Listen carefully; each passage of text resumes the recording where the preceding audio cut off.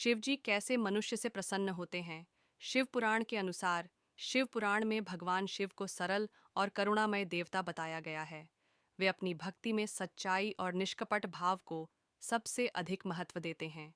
आइए एक कहानी के माध्यम से जानते हैं कि शिव जी कैसे मनुष्य से प्रसन्न होते हैं। कहानी निर्धन ग्वाले की सच्ची भक्ति। प्राचीन समय में एक गांव में एक निर्धन ग्वाला रहता था। वह भगवान शिव का परम भक्त था, लेकिन उसके पास पूजा के लिए न तो धन था और न ही विशेष सामग्री। फिर भी वह प्रतिदिन जंगल में एक शिवलिंग के पास जाकर भक्ति करता और अपनी गाय का ताज़ा दूध चढ़ाकर भगवान शिव को अर्पित करता। गांव के लोग उसकी भक्ति का मजाक उड़ाते थे। वे कहते, तुम्हारे पास न कोई धन है, न पूजा की विधि का ज्ञान।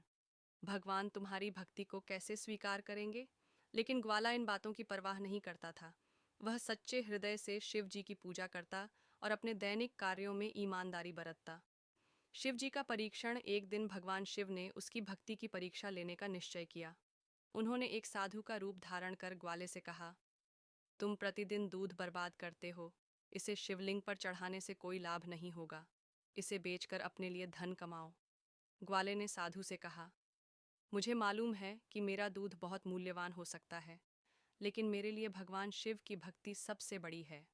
यदि मेरा यह दूध उन्हें प्रसन्न करता है, तो यही मेरा सबसे बड़ा धन है।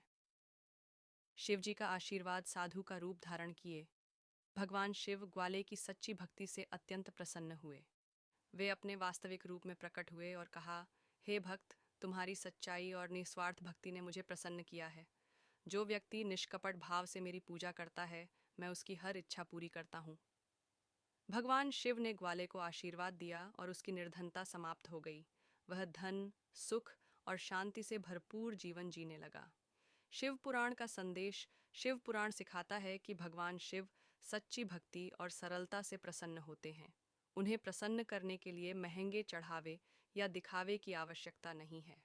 केवल निस्वार्थ भाव, सत्यनिष्ठा और दूसरों के प्रति दया ही भगवान शिव की कृपा प्राप्त करने का मार्ग है।